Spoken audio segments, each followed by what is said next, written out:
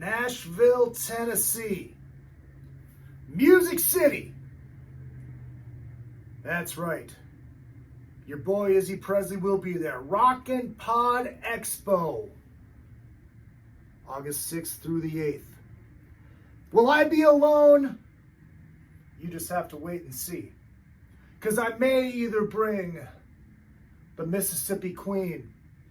I may bring the face of Metal Edge magazine, or maybe even the voice of God himself. You just gotta come and see. Yes, I will be there, but don't forget, there will be rare hair. There will be my little brother, Ace Von Johnson. There will be the brothers and the Talisman. There will be people that have had this strap long before me, even though I bought it out of a box of gimmicks. The great Matt Pinfield, the great Mark Goodman, and yes, even the almighty Ricky Rackman. So what I'm telling you people, out there in internet land, run, do not walk to your ticket office and get your candy ass, cretinous humanoid butts down to Nashville, Tennessee, baby, Music City, for the Rockin' Pod Expo. You know I'm traveling in style, baby. I'm Izzy Presley, and he approved this message. Hi, this is Bobby Brown, and welcome to another fucking podcast. You kids with your loud music and your Dan Fogelberg, your Zima, hula hoops, and Pac-Man video games, don't you see? People today have attention spans that can only be measured in nanoseconds. See, son, old legends never die. They just lose weight. Like a legend and an outerworld bum with a lot of life.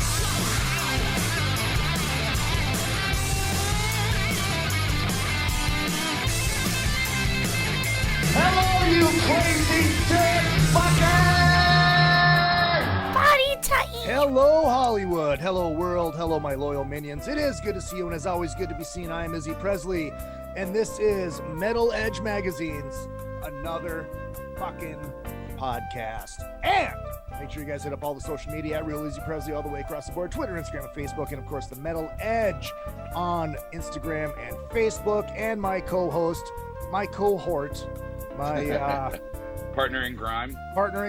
There you go, Paul Gargano. Good morning, sir. How you doing? It is.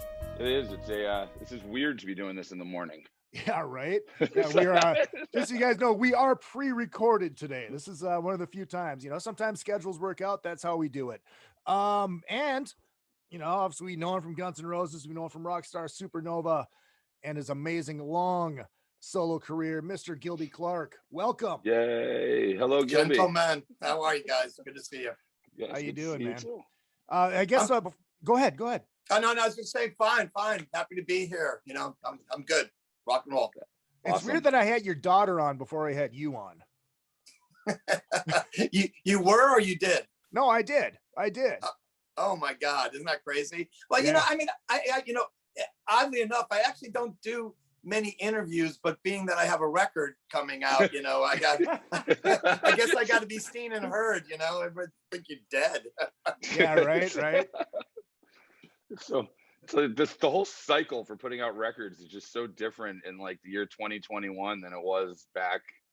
Your first solo record was probably just a completely different beast between then and now.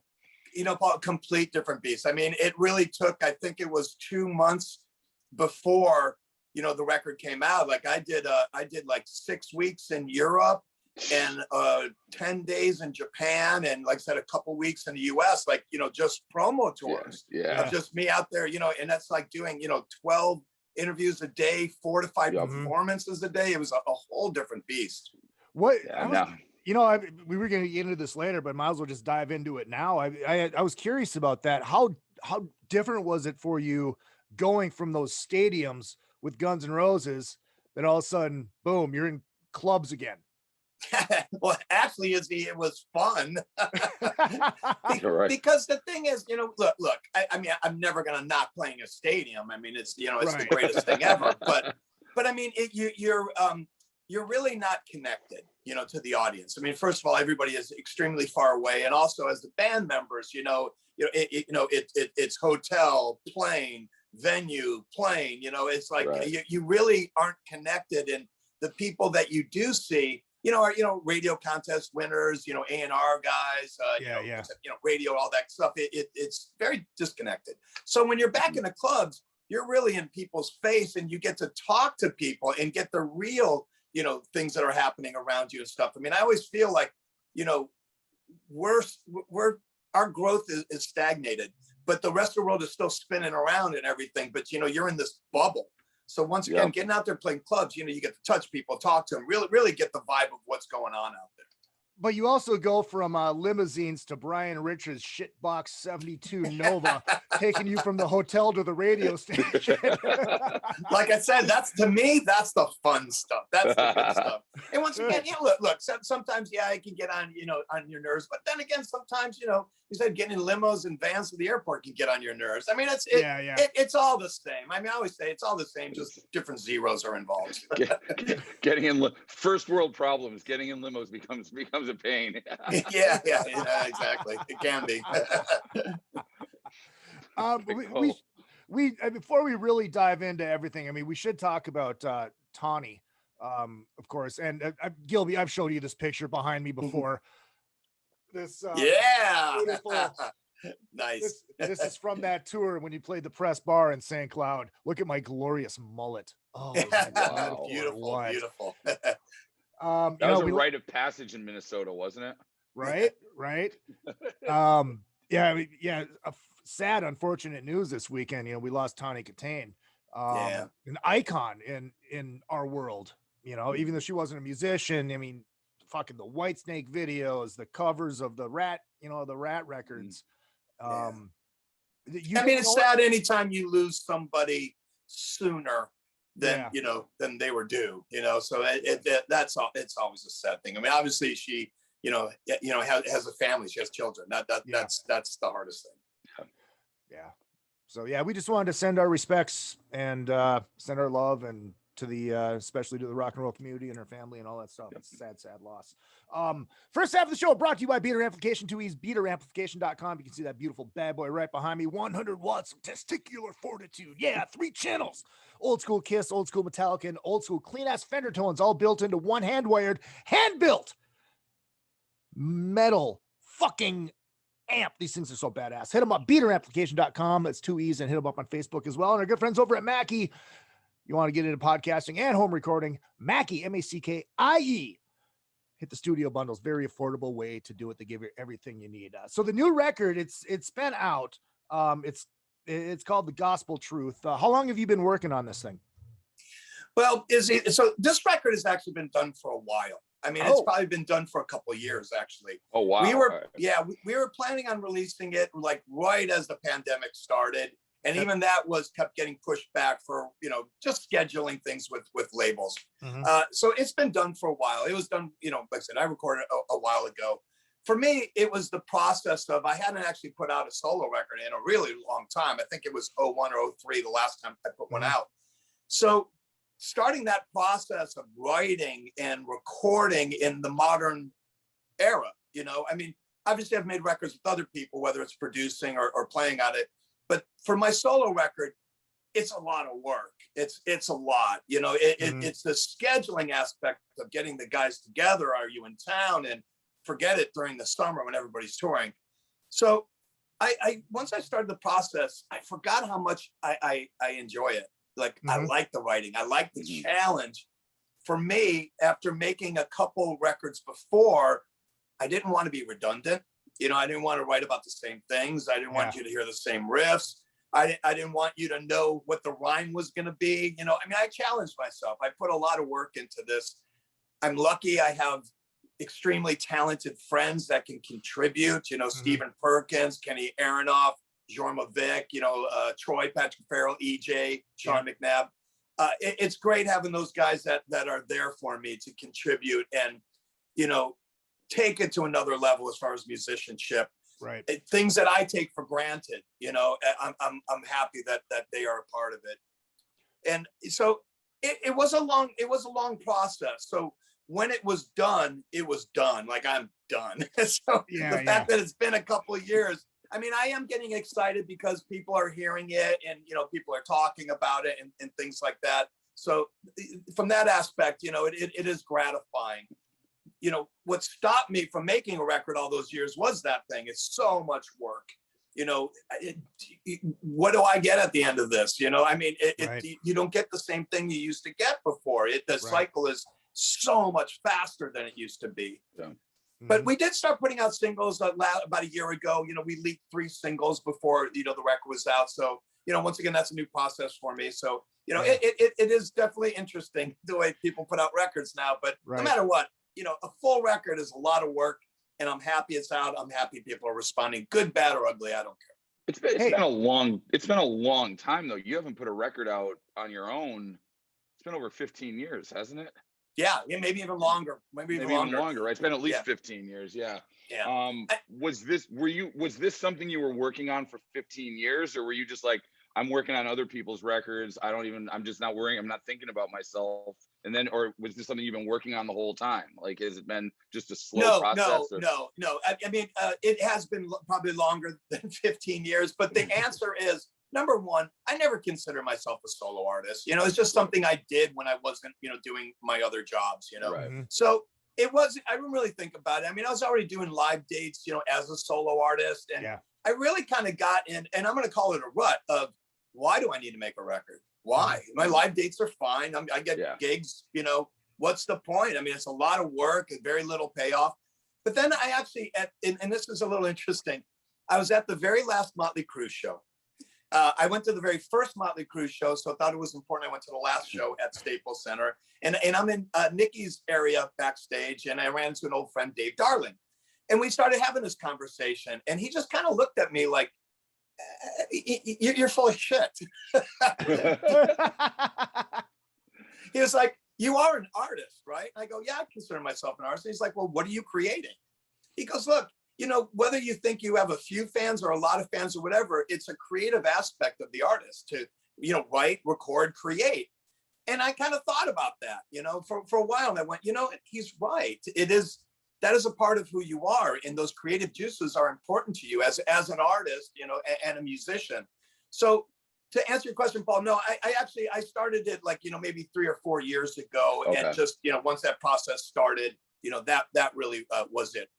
You know, it's funny you did bring up the, you know, a lot of work for no reward, because a lot of artists aren't even putting out albums anymore. They're just like, well, fuck it. We'll just go out and play the hits, because, you know, you put out a record, and like, your hardcore fan base will buy it the first week, and then boom, it's gone, and you play the new songs and people go take a leak. And you're not even adding any songs to the set. Yeah. You know? Well, and I think there's different ways. People have different ways of approaching it now too. It's like some people want to do that album. The album's important. Other people, like, I know, like the Faster Pussycat guys, they're just putting out a single. That's it. They're putting out a single. Yeah. I mean, everybody's just approaches it from different ways today. And I think it's either exciting today or it's extremely frustrating, because we are all changing the way we learned how to do things. You know, we've all been in this grind, in this business since the late 80s in one form or another, and everything's just changing every day. I mean, it really is. By the way, the Faster Pussycat single that I mixed. Fantastic. Right. Yes. That's, you know, right. It's a great song, by the way. It's a great, absolutely. I've been helping Tammy do with the distribution for it, and it's a really good job on that song. Yeah, song. I agree. They did a great job on it, and they got more coming up, you know, so that'll be nice. But no, you're right. I mean, it's for established bands that, you know, they have their world, they have their lives outside of their music and stuff, you know, making a record for them, and myself included, is hard, you know. It's not easy. It's not just, you know, oh, let's do it 1 day a week and stuff, you know, to get everybody together on the same page. It is a lot of work, and the payoff isn't what it was. But I like I said, as of recently, I look to bands that are important to me, that influence me, and a band like Cheap Trick that can still put out a record, and a good record, you know, because it's important to them. You know, they like that process of writing and recording and performing together as a band. Yeah. And like I said, to me, that's inspiring. And I think some of those bands that choose not to do a record, you know, maybe they can't make good records anymore. I don't know what that answer is, but I did feel that way. I felt like, I've made a lot of records. I've written a lot of riffs. I've said a lot of shit, you know, it's like, you know, but once I did start that challenge to challenge myself and do that process, I mean, I feel good about it. I like the record. I mean, you know, it's not the White Album, you know, but I think it's a good rock and roll record. Yeah. Well, I agree. No, it's. I was just going to say, was there any point where you wanted to, like, because obviously you write everything yourself. Did you want to, is there any part of you that wanted to get in the room with Troy if he was having a good hair day and, you know, and try to, you know, jam and write something as a band? Well, I mean, I would love to do that. I really would. It just, I mean, well, now you know, Troy lives in a different city. Yeah. No, I know. I was just, you know, making an example. Jam process, but to tell you the truth, I did do that. You know, before I even started that, you know, I had, you know, Steve Perkins and Sean McNabb over the house, and we did jam. But I mean, look, when it's a solo record, and I'm talking about solo records, not a band record, like I said, it starts and ends with me, and it starts with the riffs. And I give the guys that opportunity to, you know, bring something in and see what we got. But it just so happened on this record that's what it was. Just, it was all me. I don't know how or why that happened, but it was. But I have in the past, you know, and I do like that. You know, if the guy's got a riff or something, I'm always open. You know, it's like, I always say the song wins, no matter what. And every time I make a record, what I like the most about it is something that I actually had nothing to do with. Like it was someone else's idea. Like, because I am one of those guys where when I started, I see it already done down the road. You know, it's like, you know, I've already got it, you know, this process going. So when I am surprised and I get something new, I love that. I actually love that. What was the process for you once you started? Was it like the floodgates opened and you had, because it doesn't sound like this was something you were thinking about for a long time. I mean, did the floodgates just open and all these songs came out? Or was it, you know, over the course of a couple of years, you were like, oh, I got a song here, do another song a couple months later? I mean, how was that process? Was it quick or was it kind of drawn out a little? Lyrically, the floodgates were open because I hadn't been writing lyrics in a long time. And that was, and once again, it took a while because it was challenging. Once again, I didn't want to be redundant and repetitive, you know, so I tried not, so you didn't know, like I said, what the rhyme is, or you didn't know what the word was. You know, I tried not to be cliche. I mean, it is rock and roll. So, and there is only 12 notes,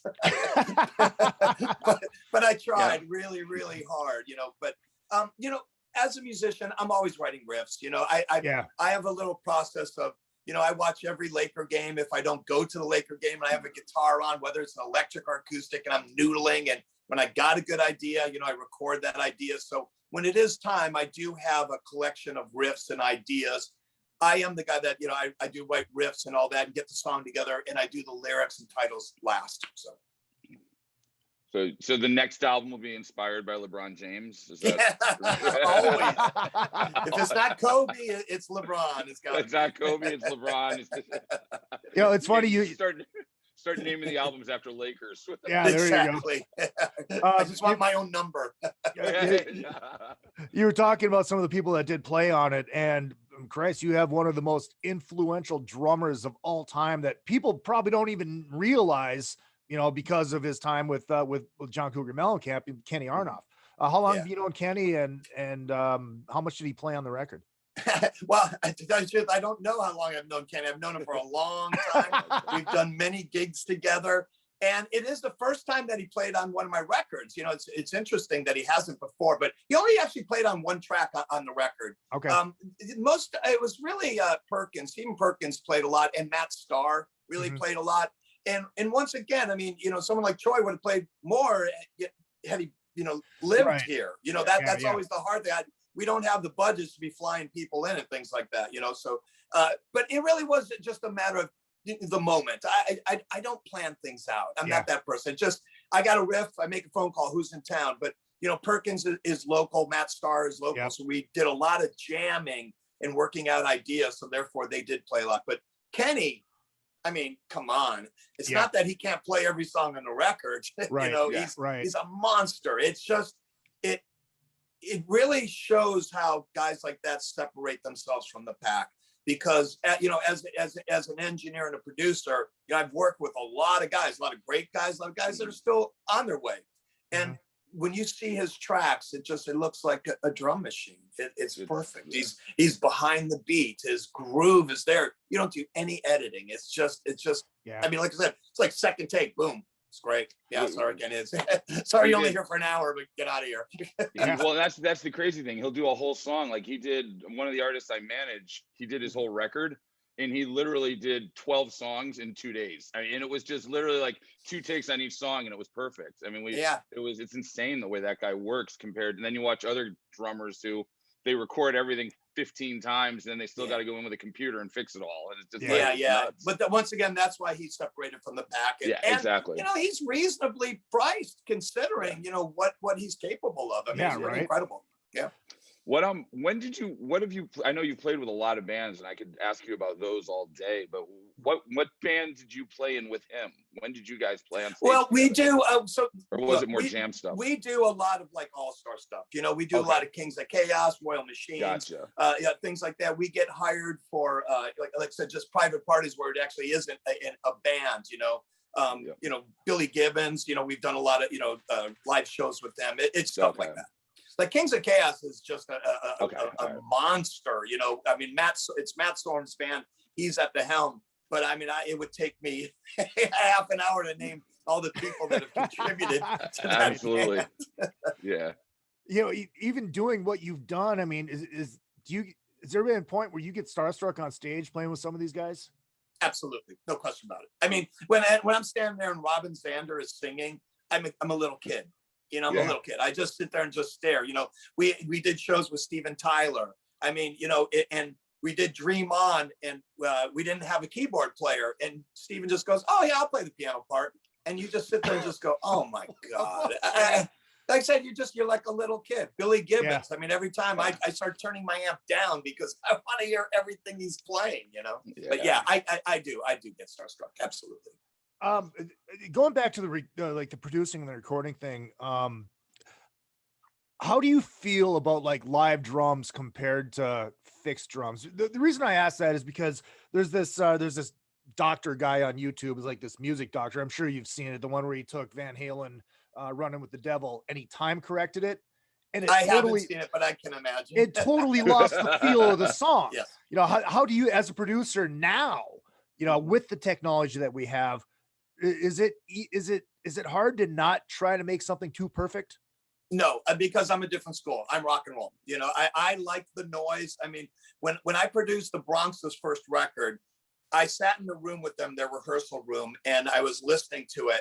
And I just went, you know, you guys are a punk rock band. This needs to be tracked live. And what that means by live is I'm not separating the amps, separating the bass. I want you guys in the room together. I want it to be dirty. I want bleed in the microphones, all that stuff. That's what makes the Clash records good. That's what makes the Sex Pistols good. In Pro Tools, you're right. We're going far away from what's rock and roll, you know? So no, I know the difference. And look, there are times when it's called for that. I mean, look, I've worked with great drummers where I've had to move them, but it's just because it's what it's called for. So every situation is different. Every band is different, and you just don't know.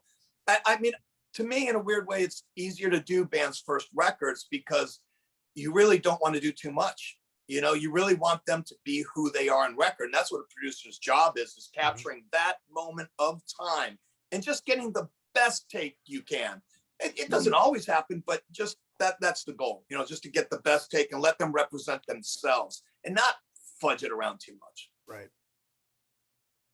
How did your relationship with Golden Robot start? Interesting you say that. A long time ago. I mean, we probably negotiated this deal for 5 years. Oh, wow. I mean, I think it was in the inception of Golden Robot. I don't remember who brought Mark to me, but you know, he offered me a deal a long time ago, and I loved his passion and how Mark really does care about music. But I really thought that the label needed some years to find its legs. I didn't want to be the experiment, you know. Being that I don't make a lot of records, you know, I didn't want to just, you know, be the tester. So I didn't sign my deal for a long time, you know, and I waited to see them get their legs, and I think they're still getting their legs, you know. I mean, obviously, I've heard there's been some problems with some of the other bands and stuff, and I had my problems too. But no matter what, Mark let me make the record I wanted to make. I mean, I didn't ask. But in all honesty, he does understand that. He knows what records it needs to be in A&R and what records just leave alone, you know, and write the check and, you know, try to hire the best people possible. And look, we've all heard some great records by some great bands that go out and are completely unnoticed. Yeah. It really is a crapshoot out there. I certainly don't know how to do it. I know they're learning how to do it too. Yep. Mm-hmm. No, it's a completely different beast today. It's everything today is different. It's not as simple as go on the road, support the record, everybody hears about it. I mean, we're living, I can't imagine being a new artist. You know, like you were talking about my daughter Frankie, who is a new artist, man. Yeah. I tell her all the time, I wish I could help more, but I have no idea how to do it. It changes so fast, and my head is spinning from it. Mm-hmm. Yeah. No, absolutely. Well, here, let's do this. Let's take a short little break. We'll be back in 2 minutes with Gilby Clarke and get in some Hollywood rock and roll stories and some history and some fun. The new record is available now digitally on Golden Robots. You get it anywhere you can stream, download, whatever. And there's vinyl coming this year. Yes, correct? Vinyl is coming. It's going to be a few months. I mean, I'm sure we all know the vinyl world out right now. You can't just turn it in and get it next week. It takes a while. But right. Yeah. Well, exactly. and COVID slowed everything down with vinyl. Everything. Yeah. All right. So we'll be back. Got a slow boat from China. Seriously though, anything that's produced overseas, forget about it. It's true. Forever now. All right. We'll be right back with Gilby Clarke. It's Metal Edge Magazine's another. Vinny Tortorich here. Hey man, if you're a fan of Izzy, you might be a fan of me too. I'm the guy that gets people to lose a lot of weight. I have something free for you guys. This is no clickbait. Just go to VinnyTortorich.com and there's a big banner. It's a free PDF, how to lose weight. It's an intro guide to NSNG at VinnyTortorich.com. Go check it out exclusively for anyone who listens to Izzy Presley. Thank you. RockstarLeatherworks.com is your home for badass rock and roll gear. Featuring 100% handmade leather bands, watches, cuffs, bracelets, and more, Rockstar Leatherworks has something for everybody. Whether you are going to the show or you are in it, you can find something to fit your needs. Choose from a variety of designs or create your own masterpiece. Their bands and watches are second to none. They also ship internationally. Who needs a stage to be a rock star? Check out RockstarLeatherworks.com. Hey ladies, Sass Pants Designs will take that band shirt that everyone has and make it your own in a flattering, sassy, and simple way. There are one-of-a-kind tank tops, halter tops, lace-up tees, and tube-top dresses already in stock. Check out the online store at sasspantsrocks.com and like Sass Pants Designs on Facebook, Instagram, and Twitter for special offers and custom orders. Use the code IZZY25 for 25% off of your entire order at sasspantsrocks.com. That's sasspantsrocks.com. Let Sass Pants make you the envy of the party. Rockwood Saloon Authentic Apparel takes rock and roll fashion to a new level. With their tees and tanks for men and women. They also make custom shirts, jackets, vests, pants, hoodies, beanies, and more. The Rockwood Graphics Department can design anything from your logo, t-shirt design, promo posters, band swag, and printed at great prices. From tour shirts and custom stage gear to killer threads for the street to the stage, Rockwood Saloon has it all. Rockwood Saloon, authentic rock and roll apparel for stage and street. World tour tested for quality, comfort, style, and durability. Check them out at www.rockwoodsaloon.com. That's rockwoodsaloon.com. A reading from the book of Gene, verse Animalize, chapter Burn Bitch Burn. Oh babe, I want to put my log in your fireplace. Ooh, maybe, baby, you want to get played. Praise be to Gene. All right, we have returned second half of the show brought to you by A&P Laser. That's aplaser.com. You want to get something nice for daddy since Mother's Day is over, hit up AP Laser. They're so good they can even laser engrave a hot dog bun. I have seen it done. I am not bullshitting. They are that good. And Oz has fully recovered from his stroke and he is working. And I just found out this morning, my mom texted me this morning. Yeah, Devin, your stepdad had a stroke on Thursday. I'm like, it's Tuesday. You tell me now? But apparently he's coming home today. He's doing good. So shout out to my stepdad, Devin, and our good friend, John Palumbo. You have a band, you have a website, you need a logo, you need a website done. Hit up John Palumbo, johnpalumbodesigns.com. And also you can catch me in Nashville in August at the Rock and Pod Expo. Going to be doing a little stand-up, going to be representing this beautiful podcast, Metal Edge Magazine's Another Effing Podcast, and the Monsters of Rock crew. So come out and say hi and let's have a good time.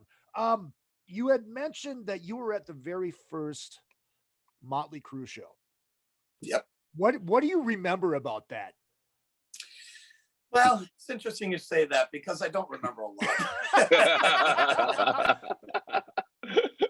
But what I do remember is, it's really hard to remember like exactly. I mean, I'll tell you what I do remember. So at that time, Nicky was coming from a band called London, and London was a very popular local band. They were selling out all their shows and everything. So when Nicky had a new band, you paid attention. How I learned about London was I saw their posters all around Hollywood at that time. Their posters were they looked like a modern day New York Dolls, which I was a fan of. Mm-hmm. So obviously I became a fan of London. But when Nicky was starting Motley Crue, we actually had conversations, about when he was looking for a singer. Just talking about that stuff. I mean, I wasn't a singer back then. I was a guitar player. Mm-hmm. But so I knew what was happening. I knew that Motley was going to be heavier and what they were going for, but I had no idea until you saw it. And I saw it, and I'd never seen Tommy Lee before. I'd never seen Vince before. Yeah.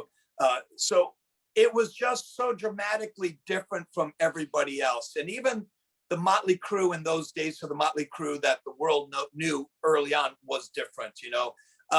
They just, I wasn't really a metal guy at that time, but I got it. I got it. Mick was the perfect guitar player for that band. He couldn't have been more perfect. The sound, the way Tommy played, all that. And I know in the movie, it made it seem like there was nobody at that show, but that show was sold out. Yeah. It was standing room only. And that's what I remember. And I saw many of their shows, even after that in the beginning, because there was such a buzz about the band. And it, like I said, it was just so unique at that time for what was going on. Did you ever end up at any of the parties after the whiskey shows? Oh, absolutely, yeah. At the whiskey, up the street from the whiskey, yeah. I don't even tell you, I don't even know if I ever really went in the house. I mean, the party was, in the hallway and down the street. Yeah. It was, there was some good parties. You didn't even have to make it into the house, right? Yeah, no, exactly. Safer if you don't make it into the house. What are you drinking, Izzy? This is liquid IV. This is the ginger lemon flavor. Oh, I have that. Okay, yeah. Yeah. That's, now I know what it looks like when I'm drinking it. That stuff looks wretched. I know it looks wretched, but it doesn't taste delicious. bad. But I have a bunch of those. It looks wretched while you're drinking it, but now I know because Rika's always like, "What is that? It's gross." Now I know what she's looking at. All right. Did you ever go ahead? Oh no, I was gonna say, we had Michael Sweet on the other day, and he told I had no idea. He told a story about how CeCe DeVille was almost the guitar player of Stryper. Like, did you have any near misses, like where you almost ended up in a band? Because you played with a lot of amazing people. Did you almost end up somewhere and it didn't happen at any point? Like, I mean, I've been trying to think about that. I mean, I don't know if CeCe ever admitted, but I beat CeCe out for Candy, the band that I was in. It was really between CeCe and I. And I can't say, it was a matter of guitar playing, as a matter of look, back then was a different time. It was like, Gilby has black hair. We wanted black hair. and even the Motley thing, it's like, they wanted a blonde haired singer. It's like, that's kind of the way things were chosen. I mean, ability, we're all about the same back then. I mean, nobody, really stood out. I mean, obviously someone like Tommy Lee stood out for the flair, the way he played drums. Right. But I mean, I remember, that was kind of a funny time because CeCe used to yell at me forever, about the fact that, damn, I really wanted that Candy gig. And then he got the Poison gig, and, I forgot about Candy and stuff. And he was the perfect guy for that gig. I'm trying to remember that because I did have conversations with Nicky about the Motley gig, but like I said, I played guitar. I would never be a singer, without playing guitar and stuff. And I can't remember. Oh, I know a gig I missed out on was the Pretenders. The Pretenders, when James Honeyman Scott passed away, I was a huge Pretenders fan. And I worked with Kim Fowley for a long time. I was his session guitar player. You know, they used to call it ghost guitar playing, where I would go in at midnight and I would fix people's tracks from like midnight to 6 a.m. Kim would just hand me sheets of paper and I would do it all night long. And when James Honeyman Scott left, I mean, I tried everything, you know, to get that gig. And Kim finally came back to me and said, look, I talked to them, but they really wanted an English guitar player. They didn't really want to talk to any American guitar player. So that was definitely, you know, a little bummed out. I mean, I never got in a room with them, but that was one I really wanted. You didn't just go, well, I'm from the British side of Cleveland. I was about to say, couldn't just fake an accent. Yeah, exactly. But funny enough, she was from Ohio and I'm from Ohio. She could probably catch that pretty quickly. Right. Yeah, exactly. The Ohio side of England. Oh, being a Midwestern boy, you have to, we got in a little smackdown throwdown yesterday when we were recording with Charlie Benante about pizza. And I'm to the point where, dude, Midwestern style pizza is the best. You know, the cross cut, and it's just so much better than East Coast. Thoughts? I'm a New York pizza guy. I'm sorry, man. I'm just a New York pizza. I understand the Detroit pizza, the Chicago pizza, but man, I'm just a New York pizza guy, man. Izzy, you're not gonna find this is like championing Kiss without makeup. You're not gonna find you're gonna have your little cult of people who are gonna tell you they agree with you, but at the end of the day, you know, Midwest pizza is like Animalize and Asylum Era Kiss. It's just no one's gonna go, yeah, it's better than Dressed to Kill. Come on. Actually, it is. But you know, it's like trying to explain winning to a Browns fan. You know. Come on, all right, man. That hurt. Sorry, I couldn't resist. I had to throw that in at some point. Let's talk about the Rock and Roll Hall of Fame.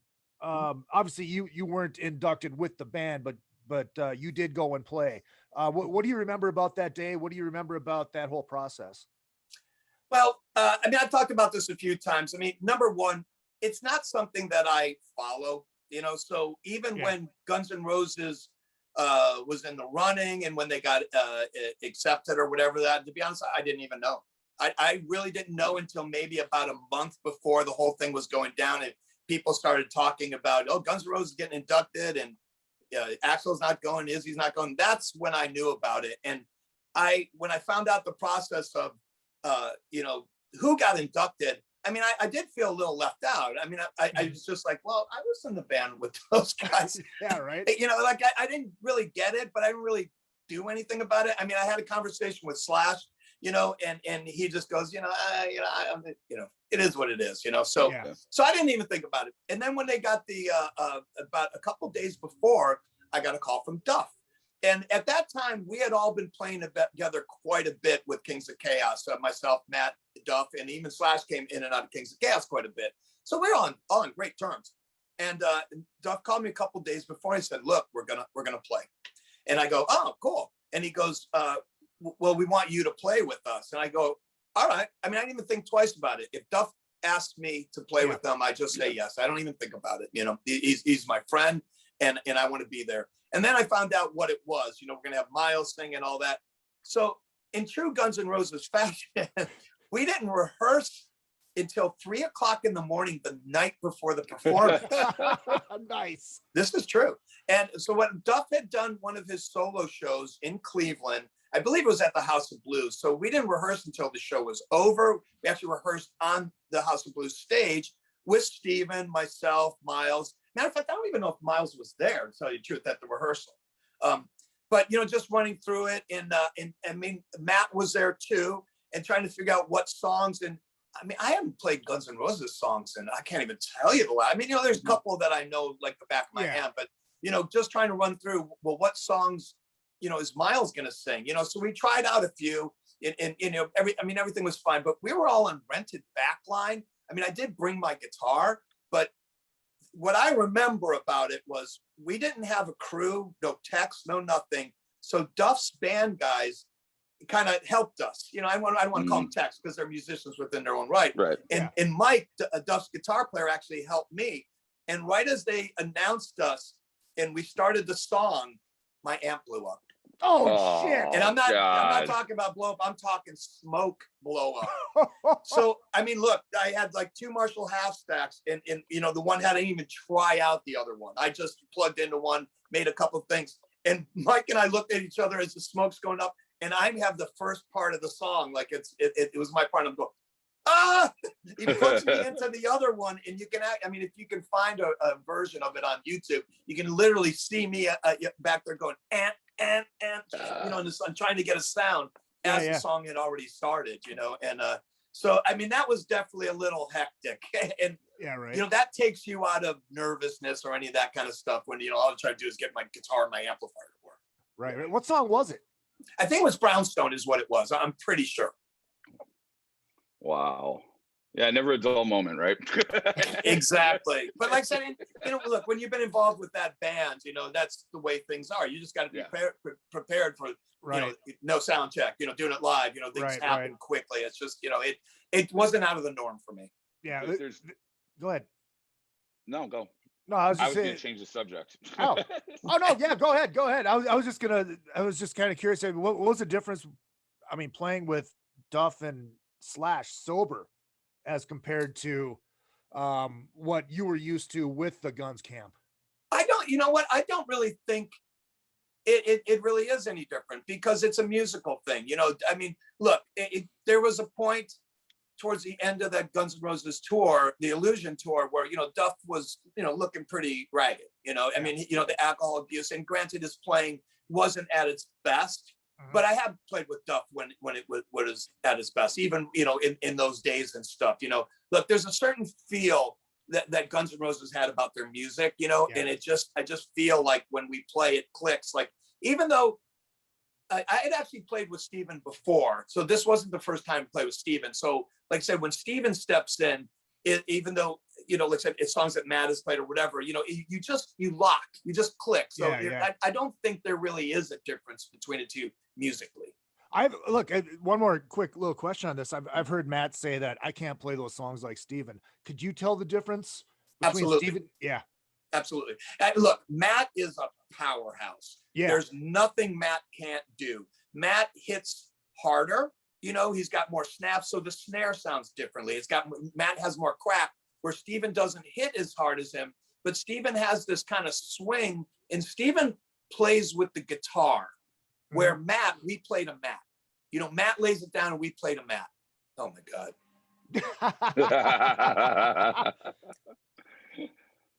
Phone calls. Guys, I'm sorry. I don't even know how you stop that. Trust, if that's the biggest problem we have, it's a good Well, you know, it's like it's kind of like comparing Eric Carr to Peter Criss. You know, it's like two different completely styles. Yeah, different things. Like I said, you know, my main thing was when Matt played, Matt laid it down, we followed him. Steven more kind of follows Slash, and they have a thing together, you know, and then you lock in. Yeah. Paul, what were you going to say? I wanted to ask just about playing with Heart. I mean, Ann Wilson's one of my favorite singers of all time. So I mean, can't agree with you more. Like, what was that like? I mean, that's just, to me, such an amazing band. I mean, such an underrated band. I kind of look at them like in the same breath. I hold them in the same like pantheon as Cheap Trick, where it's just like everything they do is amazing, and they don't get the recognition they deserve. Yeah, I you know what, Paul, I can agree with you, because like Robin Zander is like my favorite male singer, and Ann is probably my favorite female singer, you know. And I mean, first of all, when they called me about it, I can't remember the year, but maybe say 03-ish. I don't know, 05, I don't know, somewhere around there. But you know, they were going through a lot of changes where they hadn't had you know, a solidified band. But I got it from Mike Inez. Mike Inez had been playing bass with them for a while, and Mike and I did Slash the Snake Pit together. You know, so, and we knew each other over the years. So when they were looking for a guitar player, Mike suggested me, and Nancy called me. And my first question to them was, to me, there's two Hearts. There's the 70s Heart, and then there's the 80s Heart. I'm a huge fan of the 70s Heart.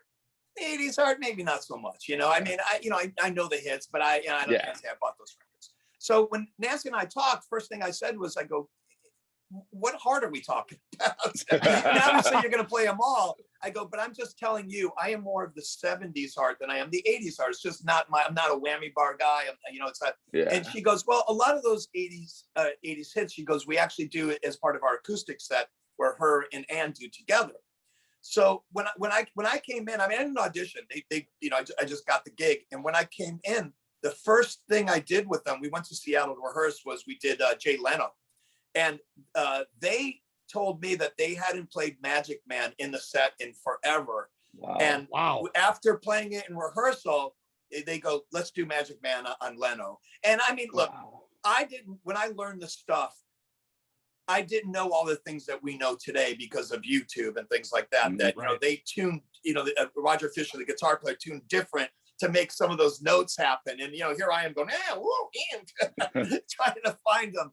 But I mean, look, it was challenging, but it is rewarding because, like you said, that core of Ann singing and Nancy's guitar playing is just what she does. Nobody can do, and when they sing together, it's magical. It's just you can't pick those harmonies. It's just something they do together because they're sisters, and they don't talk about it. They just do it. It just we had a lot of singers in the band. And we just do it and let them do it. They're incredible together. Yeah. Have you ever heard the John Stamos version of Alone? No, I haven't. No. Did you knew about it though, right? No, I don't know. Yeah. Well, Alone was written by I-10 in '83, and then it was done on this TV show called Dreams, which Stamos was on in '84. And so there's a version on YouTube of John Stamos and the gal that was on the show, because it was around a band doing Alone. And I don't think Heart did it till '87. Yeah, I don't know when they did it. No, I'm sorry. Yeah, I'm not much of a YouTube wormhole guy. Yeah. Wow, I might have to go down that wormhole. Yeah. So trust me, it's a long wormhole. It's better to avoid. It's better to avoid. And then once YouTube figures out what you like watching, they just keep showing you other stuff, and you're like, oh god. yeah. But for me, like I said, the Heart thing was so much fun. Like I said, look, it was myself and Mike Inez on the same side of stage together, and we just had a blast. Because halfway through the set, they did an acoustic part, so like we had a break, like a 20, almost 30-minute break, where Mike and I were very good at mixing cocktails on our side of the stage. Nice. We always laugh about our tech back then. And go, we turned a perfectly good guitar tech into a fantastic bartender. As well, they should be. They should be. How did you get involved with Nancy Sinatra? Thank you for asking. That's actually a funny story. So, you've ever been to the Baked Potato here in Los Angeles, the Jazz and Blues Club? Baked Potato. Yeah. Well, Don Randy, who is the keyboard player in that famous session band, the Wrecking Crew. They did all those hit songs in the 60s, the Monkees or whatever, had a hit song during that time. So Don Randy owns the Baked Potato, and our good buddy Teddy Andreadis would do Tuesday night jams. And we all went down there on Tuesday night, would play. Yeah, myself, Slash, Richie Kotzen, everybody, Tracy Guns would play on Tuesday nights. So Don came up to me one time and he goes, hey, Gilby, Nancy Sinatra is about to do a record and a tour. Would you be interested in playing guitar? And I was like, Don, you've heard me play, really? And he goes, no, you got to understand about Nancy. She likes to have two guitar players. Everything's live. She goes, she likes kind of a jazz guitar player and a rock and roll guy. And I go, well, I can do the rock and roll thing. So when I got there, it was Don Randy and Hal Blaine. And I don't know if you know who Hal Blaine is, but Hal Blaine was a drummer from the Wrecking Crew and has played on more recordings than any drummer in the history of the world. But when I got to that gig, and we, look, in every gig I've ever done, whether it's Guns N' Roses or Heart, MC5, or Nancy Sinatra, I always played a Les Paul and a Marshall. That's really what I played the same guitar and amp in every band. So when I got there and we started rehearsing, and I'm, these, some of them are very much older than, myself. And I go, give me the set list. Let's see what they got. They go, set list. They just hand me a stack of sheet music. A stack. Wow. And that's how they do it. They don't, they just go, Nancy will write out 25 songs, sheet music. You rehearse it with sheet music. At sound check, she'll throw 5 out and 5 new ones in, sheet music. And then at the show, she'll probably throw 2 or 3 out and 2 or 3 in new with sheet music. And look, I'm a horrible reader. I mean, I can read guitar charts like all of us.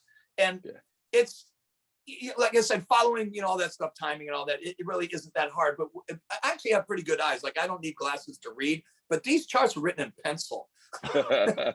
Pencil. Yeah.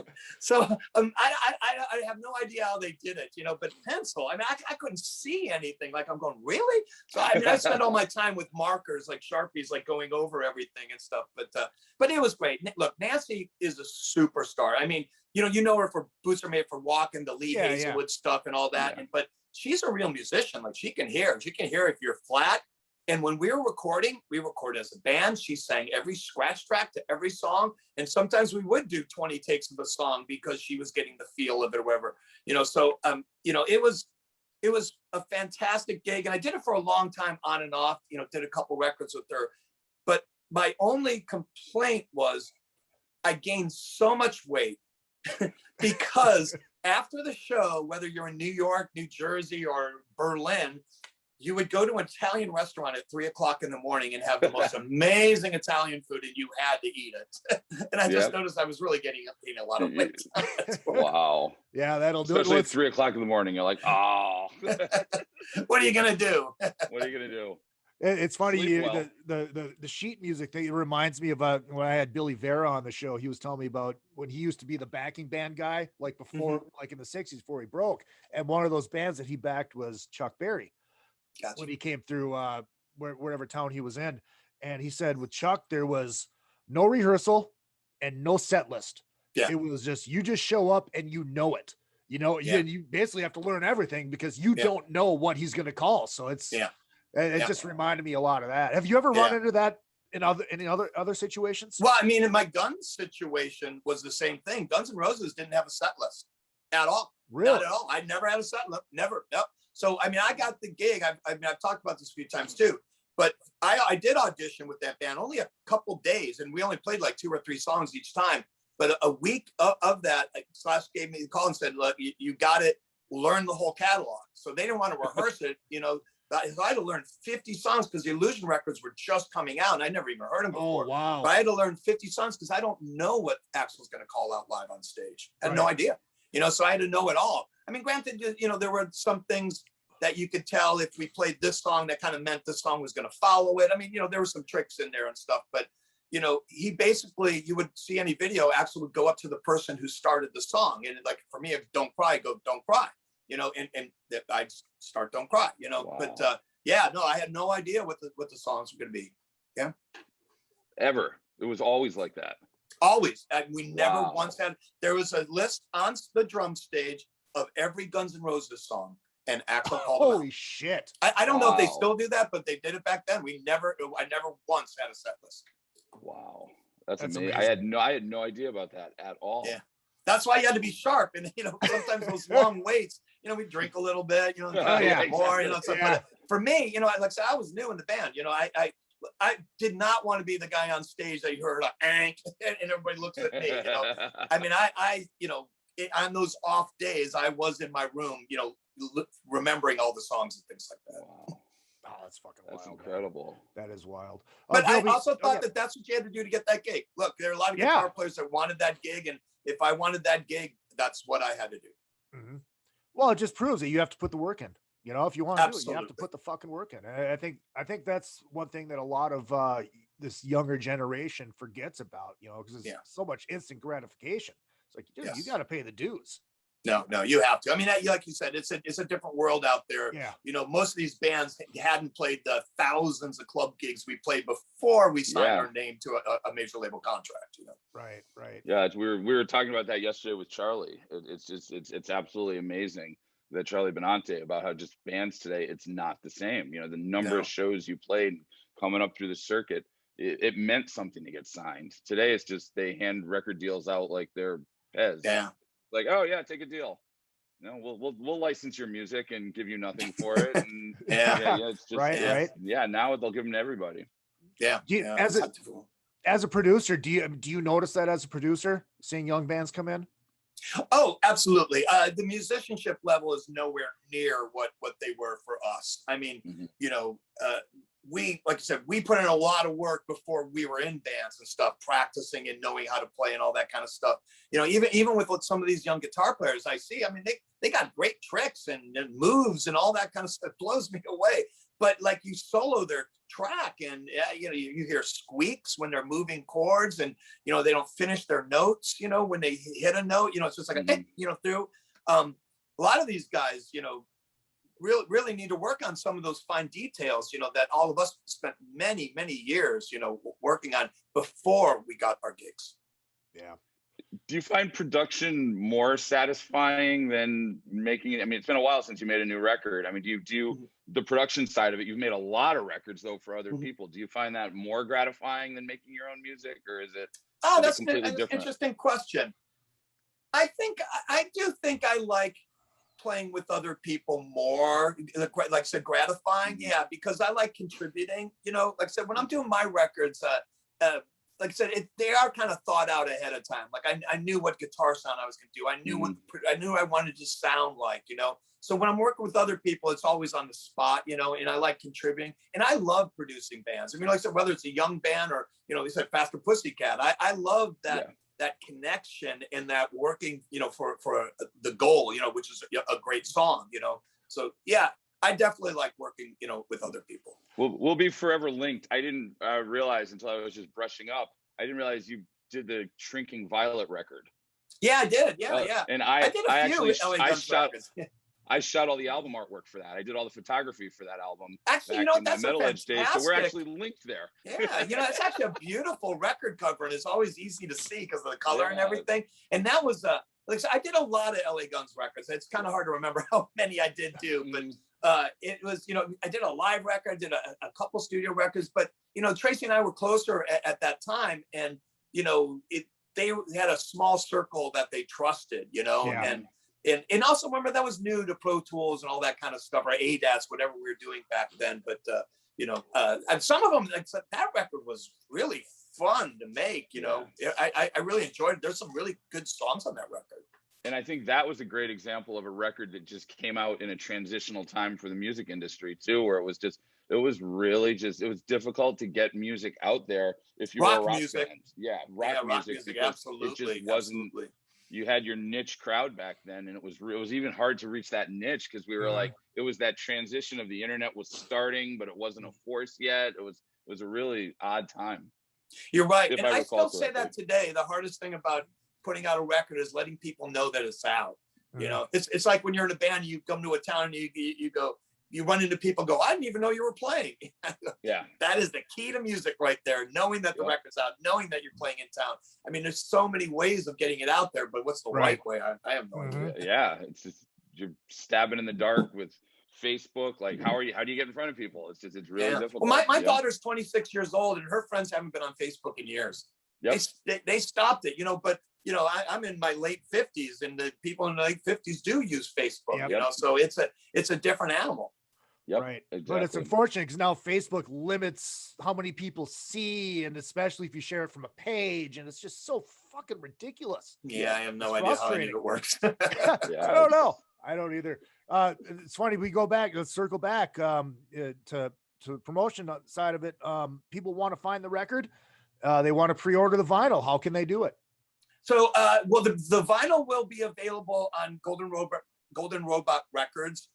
I don't think we've listed it yet because it's we're just in the process right now. We're doing the artwork and all that kind of stuff. But I still think we're a good 6 months out for the vinyl. I do think you can get physical CD copies of the record. That is available. I mean, it's out on, you know, like I said, Spotify, iTunes, all the digital things, but you can get physical copies. I personally don't have one, but I have seen people up on their Instagram, so I know that they're out there. I've seen them. Yeah. Did you specifically make the record so short so it sounds better on vinyl? Thank you, but no, I didn't even think about that. All my solo records usually are 10 to 11 songs, and that's a publishing thing. It's a record when you deliver 10. But what's unique about this record is every solo record I've made, I've always put 2 cover songs on, and there's no cover songs on this record. I'm not one of those guys that writes 30 songs and picks 10 for a record. If there's 10 songs on the record, usually I wrote 10 or 11 songs. But this record, I actually have some leftover songs. And like I said, I felt good about it. I felt like it was cohesive and it didn't need the cover. So, that is a little bit different. That's great. Well, everybody check it out. It's like you said, it's an old school balls out rock and roll record. Yeah. That's what we love. So, yep, absolutely. Paul, what do we got coming up? We got Charlie on Thursday. We got Charlie coming up, and I think we're gonna have. I think we have Sunbomb coming up. Okay. Sunbomb's the name of it, right? Yeah. Tracy. Back to Tracy and Michael. Yeah. We're hopefully gonna have. We got a bunch of stuff coming up. We got I'm trying to think off the top of my head. I think we're gonna have Blackberry Smoke, which is gonna be a fun one. What a great band! What a fantastic band, man. That'll be a fun one. And we got the Iron Maiden Summit. We're gonna have an Iron Maiden Summit coming up in June, and looks like we're gonna. I think you should have EJ and Troy on the show. So I can tell you what I'm really about when I don't have the publicity hat on. I would just love to get Troy on for like grooming tips. He really does know how to do it and make it look good at the same time.